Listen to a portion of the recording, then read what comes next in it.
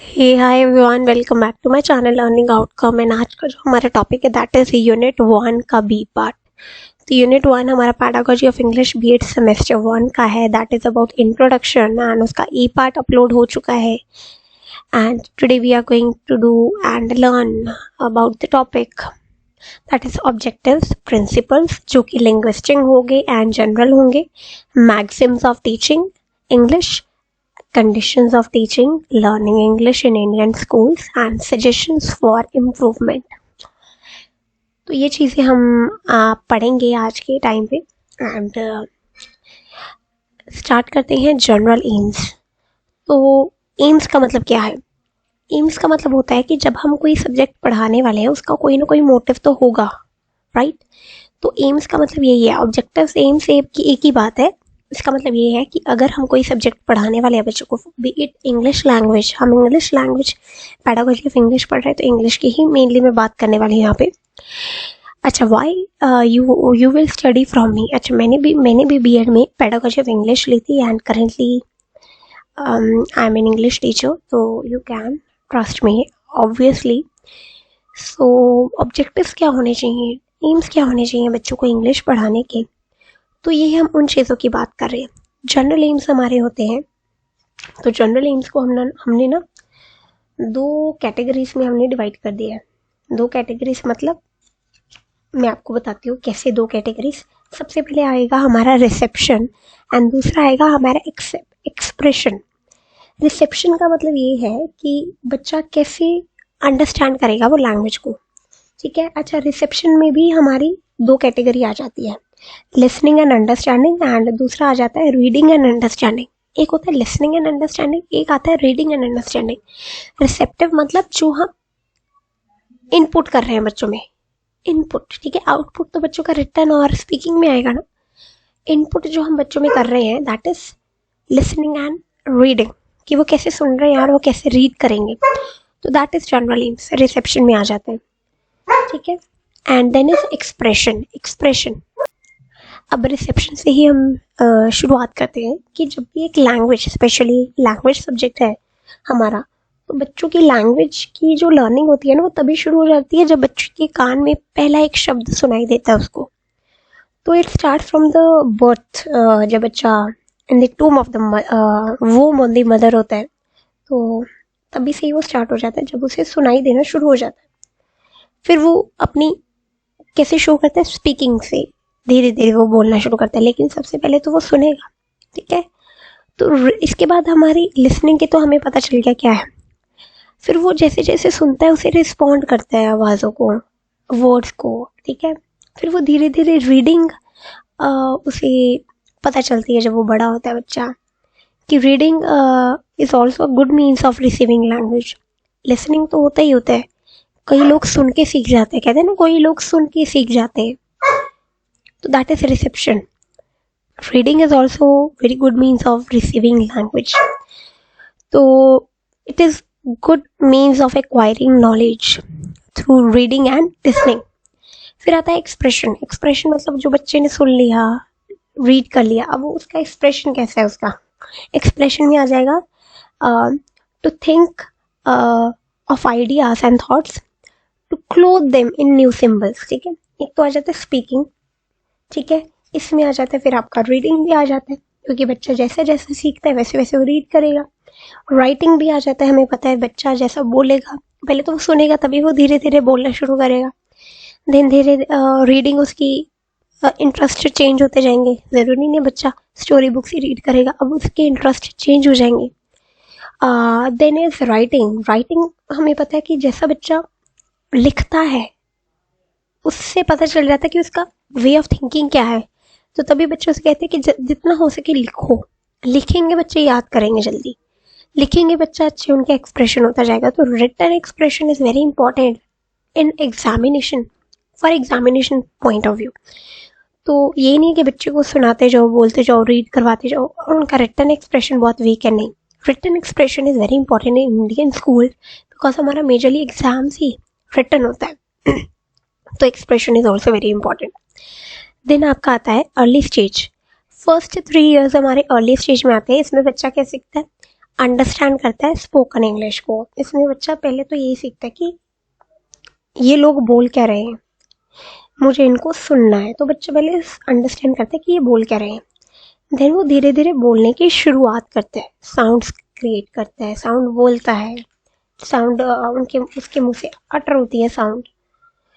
Then वो धीरे धीरे अंडरस्टैंड करने लग जाता है सिंपल रिटन इंग्लिश भी। रिटन इंग्लिश भी वो धीरे धीरे समझने लग जाता है। फिर वो करेक्ट इंग्लिश धीरे धीरे सिंपल ही, चाहे वो सिंपल हो, बहुत ही सिंपल हो, करेक्ट इंग्लिश का यूज करने शुरू कर देता है, यही 3 years में, अर्ली स्टेज में। फिर आ जाता है senior secondary level. Senior secondary level में बच्चों की फ्लुएंट हो जाती है, एक्यूरेट हो जाती है इंग्लिश। ठीक है, हमारा एम यही है कि बच्चों का फ्लुएंट और एक्यूरेट इंग्लिश हो जाए। फिर हमारा एम ये होता है कि उनका एक्सप्रेशन आइडियाज का बहुत अच्छा हो जाए। Then they can read and understand.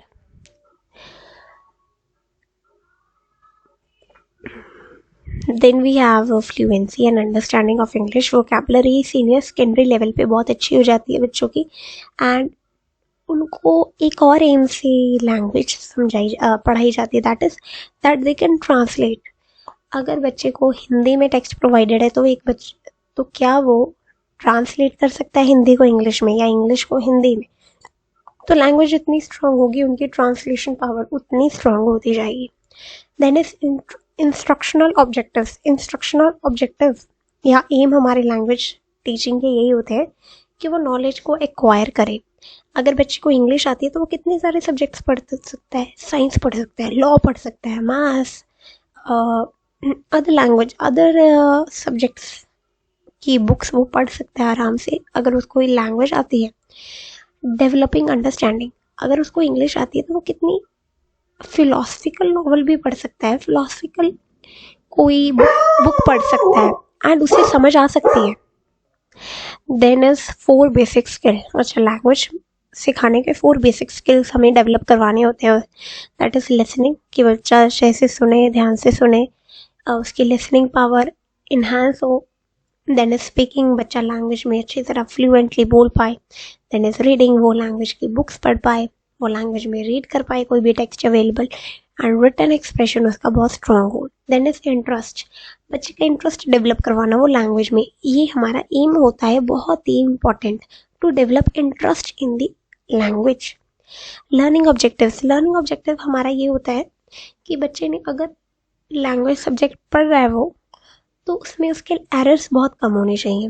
ठीक है, हमारा एम ये होता है कि बच्चा कम से कम गलतियां करे, स्पेलिंग मिस्टेक कम हो, ग्रामेटिकल एरर्स कम हो, टेंस जितने भी हैं उसकी गलतियां होती हैं वो कम होती जाए।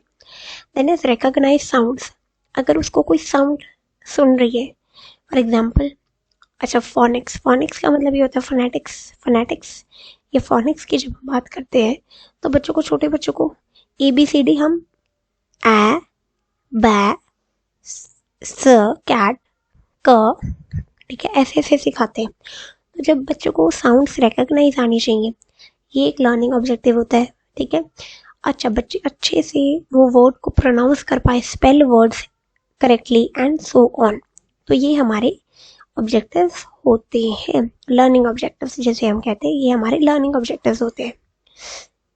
Then let's move on to the next, that is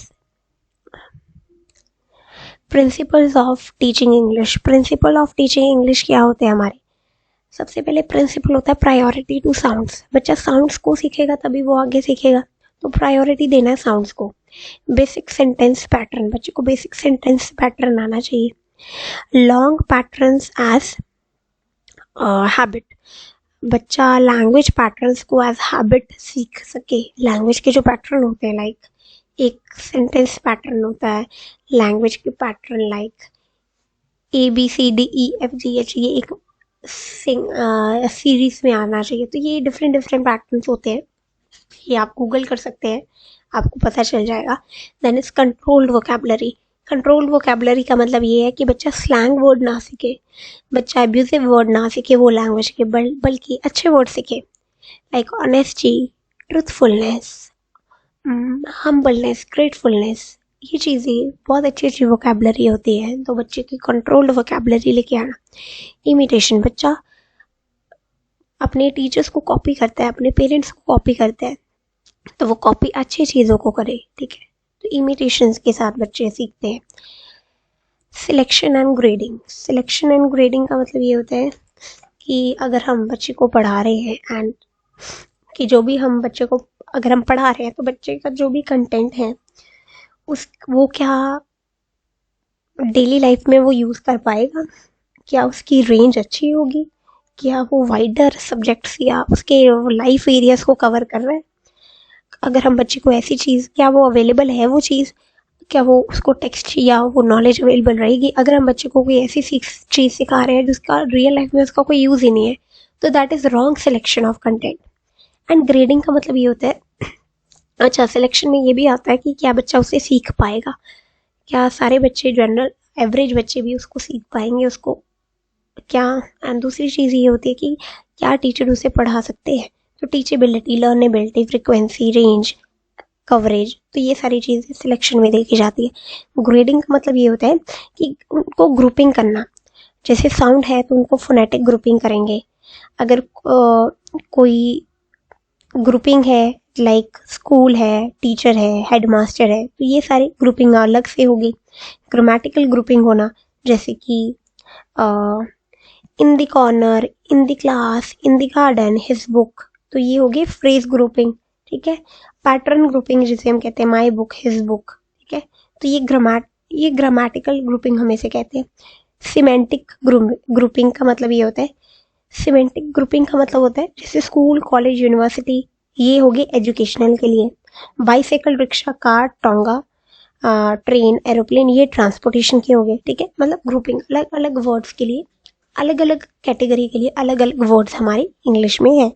structure grouping, structure grouping का मतलब होता है जैसे साउंड को वर्ड्स के साथ, words into phrases, phrases into clauses and sentences, तो ये हमारे होते हैं सिलेक्शन एंड ग्रेडिंग, मतलब ग्रुपिंग, ठीक है। ग्रेडिंग का मतलब होता है कि एक सीरियल ऑर्डर में या ग्रुपिंग करना ताकि बच्चे को इजी वे में वो सीख पाए। ऑरल वे, ऑरल वे का मतलब ये होता है कि बच्चे को लर्निंग और जो होती है ना, learning to speak a language is always the shortest road to learning to read and write it, ठीक है। बच्चे से जितना बोल बोल के आप लैंग्वेज करवाओगे ना, उतना वो जल्दी सीखेगा, क्योंकि ये एक प्रोफेसर किटसन है, KITTSON, उन्होंने बोला है कि learning to speak a language is always the shortest road to learn and to read and write, ठीक है। तो वो आगे ये भी लिखते हैं that we should refrain from reading and writing any given material until we have learned to use it spoken form. तो प्रोफेसर किटसन ये कहते हैं कि बच्चों को ज़्यादा बोलना सिखाओ, जितना बच्चा बोलेगा, रीडिंग एंड राइटिंग तो बाद में भी डेवलप हो जाएगा, लेकिन बच्चे के ज़्यादा बोलना ज़रूरी है। जितना वो बोलेगा उतना उसका यूजेज बढ़ता जाएगा लैंग्वेज का ऑरल वे में, और बच्चा उतना जल्दी सीखेगा। लैंग्वेज स्किल जैसे listening, speaking, reading and writing बहुत इंपॉर्टेंट है। Multiple line of approach, multiple line of approach का मतलब ये है कि हमें different points, different uses, different methodologies का इस्तेमाल करना चाहिए। Like there is a lesson on holidays in textbook, ठीक है, और टीचर के पास बहुत सारे नंबर ऑफ एक्टिविटीज़ हैं। लाइक अगर बच्चे को वर्ड सिखाना है तो उसकी ड्रिलिंग करवाना, रीडिंग करवाना, सेंटेंस राइटिंग करवाना, composition, grammar, translation, language exercise, तो multiple approach of language teaching होनी चाहिए। लाइक उसकी ड्रिलिंग, फिर उसकी रीडिंग पे भी ध्यान देना, उसकी सेंटेंस राइटिंग पे, उसकी कॉम्पोजिशन पे, उसकी ग्रामर पे भी ध्यान देना। तो there is multiple line of approach in teaching English, ठीक है। फिर use of mother tongue sparingly, इसका मतलब ये होता है कि इंग्लिश को डायरेक्ट मेथड से ही पढ़ाना चाहिए, दैट इज इंग्लिश को इंग्लिश के यूज़ से ही पढ़ाना चाहिए, ना कि मदर टंग का यूज़ करना चाहिए। हाँ, थोड़ा बहुत तो यूज़ कर सकते हैं, अगर बच्चे को नहीं समझ में आ रहा तो थोड़ा बहुत यूज़ तो हम कर सकते हैं, लेकिन आप इंग्लिश को पूरा ही ट्रांसलेशन मेथड या उसकी मदर टंग में करवा रहे तो इंग्लिश का फिर कोई यूज़ नहीं है, ठीक है। लेकिन थोड़ा थोड़ा यूज़ तो हम कर सकते हैं। साइकोलॉजिकल प्रिंसिपल्स भी होते हैं हमारे, लाइक मोटिवेशन होनी चाहिए। अगर बच्चे में मोटिवेशन नहीं होगी तो वो सीखेगा नहीं। इमीडिएट करेक्शन, जिस टाइम पे बच्चा गलती करे उसी टाइम पे उसे करेक्ट कर दो, वरना वो सारी जिंदगी वही गलती लेके चलता रहेगा। रीइंफोर्समेंट, रीइंफोर्समेंट मतलब पॉजिटिव या नेगेटिव। अगर बच्चा अच्छा काम कर रहा है तो उसको अप्रिशिएट करो, अगर बुरा काम कर रहा है तो उसको थोड़ा सा डांटो, ठीक है, या उसको नेगेटिवली रीइंफोर्स करना, लेकिन ज़्यादातर तो पॉजिटिव ही करना चाहिए। उसको अप्रिशिएट करो, गलती जहाँ पे करो उसको आराम से समझाओ। Then is practice everyday situation. उसको बच्चे को ज़्यादा ड्रिलिंग प्रैक्टिस करवाते रहो ताकि वो बच्चा सीखे। Then is maxims of teaching. ठीक है, मैक्सिम्स ऑफ टीचिंग का टीचिंग ये होता है कि जैसे एएस नील ये क्या कहते हैं कि एक गुड टीचर ड्रॉ नहीं करता, वो क्या करता है, वो गिव आउट करता है। वो बच्चे को गिव आउट क्या करता है, अपना lot of love, approval and friendliness, ताकि बच्चा ज़्यादा से ज़्यादा सीखे।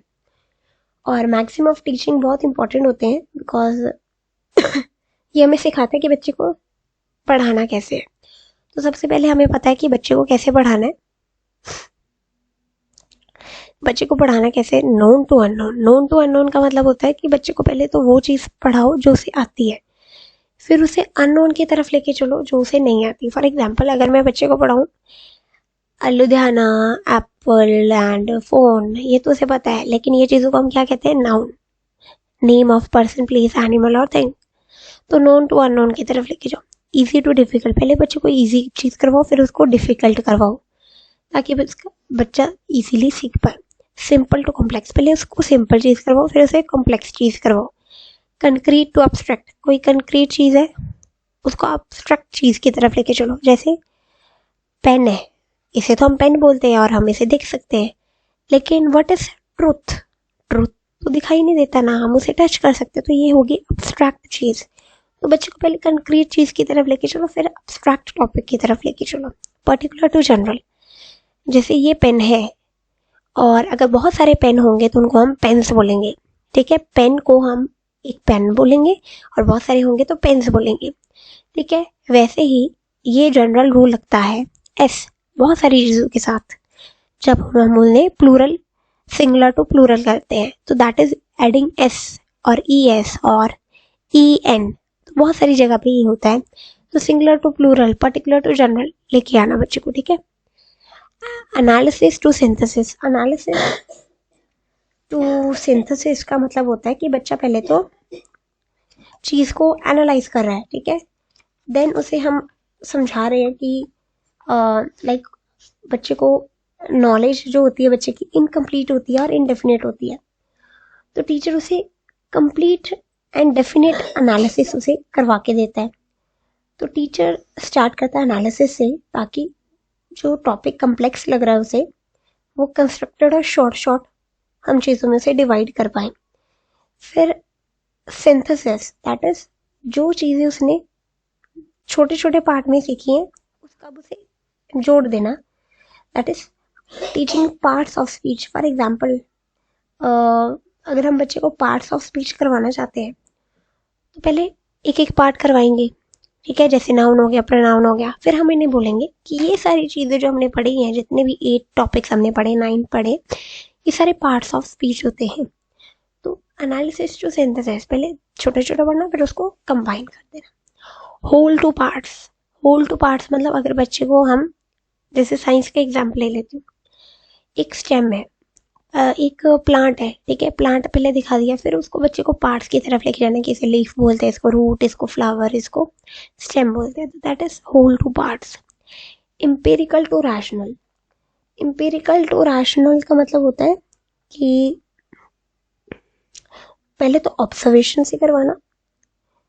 ठीक है, फिर रैशनल का मतलब होता है उसे फैक्ट्स की तरफ लेके जाना। पहले तो ऑब्जर्व करो, ठीक है, फिर धीरे धीरे उसको लॉजिक की तरफ लेके जाओ या साइंटिफिकली उसे करवाना। That is empirical to rational. ठीक है, तो इसे हम कहते हैं एम्पिरिकल टू रैशनल। पहले ऑब्जर्व करो, फिर जो उसने ऑब्जर्व करा उसका रीजन दो, साइंटिफिक बेस। ठीक है, psychological to logical, psychological to logical मतलब कि फॉर एग्जाम्पल बच्चा चाहता है कि मैं ये चीज़ पढ़ूँ, ईजी टॉपिक पढ़ना है पहले उसने, पहले वो ईजी से शुरुआत करेगा, फिर धीरे धीरे डिफिकल्ट टॉपिक की तरफ जाता जाएगा। ठीक है, फिर इसी को एक तो ये तो मैंने जनरल एग्जांपल ले लिया। फॉर एग्जांपल लॉजिकल प्रोसीजर जो होता है ना, दैट इज इसको हम बहुत सारे एग्जांपल से ले सकते हैं, अभी मेरे दिमाग में एग्जांपल नहीं आ रही। साइकोलॉजिकल टू लॉजिकल,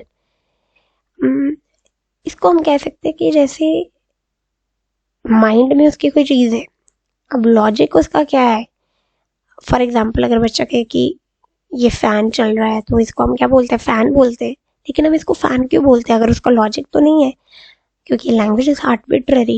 लेकिन बहुत सारे सब्जेक्ट्स में साइकोलॉजिकल टू लॉजिकल करवाया जा सकता है। फॉर एग्जाम्पल अगर बच्चा बोले ये लाइट को हम टच क्यों नहीं कर सकते, या वाटर को हम होल्ड क्यों नहीं कर सकते, ये उसके दिमाग में क्वेश्चन है। लेकिन उसका लॉजिक देना, ठीक है, धीरे धीरे साइकोलॉजिकल लेवल से उसे लॉजिक की तरफ लेके जाना, that is logic, psychological to logical maxims of teaching. Then is actual to representative. पहले तो एक बच्चे को हम शुरू शुरू में कंक्रीट चीज़ें करवाते हैं, लाइक प्ले वे स्कूल में होते हैं ना, बच्चों को हम ब्लॉक्स दे देते हैं, गेम्स दे देते हैं, पजल दे देते हैं कि तुम ये ज्वाइन करो और इसके साथ खेलो। देन धीरे धीरे हम उनको ऐसे टॉपिक से करवाते हैं जहाँ पे उनको खेलने की जरूरत नहीं होती, परफॉर्म करने की जरूरत नहीं होती, लेकिन वो दिमाग में परफॉर्म कर रहे होते वो चीज़। पहले बच्चे हैंड मूवमेंट के साथ मैथ करते थे, अब बच्चे दिमाग में मैथ करते हैं, ठीक है। एक्चुअल टू रिप्रेजेंटेटिव में एक और चीज़ भी आती है। फॉर एग्जाम्पल पहले हम बच्चे को फ्लैश कार्ड दिखाते हैं या कोई मॉडल दिखाते हैं, लेकिन हर बार मॉडल तो नहीं दिखा सकते ना उसको कि ये हम मॉडल लेके आए हैं, ये देखो। अब बच्चे को हम बोलेंगे तो वो रिप्रेजेंट होता जाएगा उसके दिमाग के अंदर, that is actual to representative. तो ये होते हैं हमारे मैक्सिम्स ऑफ टीचिंग, ठीक है। इसके बाद टीचिंग एंड लर्निंग की कंडीशंस हैं वो हम आगे पढ़ेंगे। सी पार्ट की स्टार्टिंग में ही हम इम्प्रूवमेंट एंड सजेशन देखेंगे। तो अगर आपको वीडियो अच्छी लगी हो then hit like, comment and subscribe to my channel learning outcome. कोई भी वीडियो सजेशन हो then you can comment in the comments box, and if you want notes, email id is mentioned in the comment box, it is pinned, and you can ask for lesson plan pdf and notes for semester 1, and they are available at very reasonable price, then you can benefit yourself as well, and you can recommend my channel to some of your friends if you're willing. And next we will see you in the next video. Till then, take care and all the very best.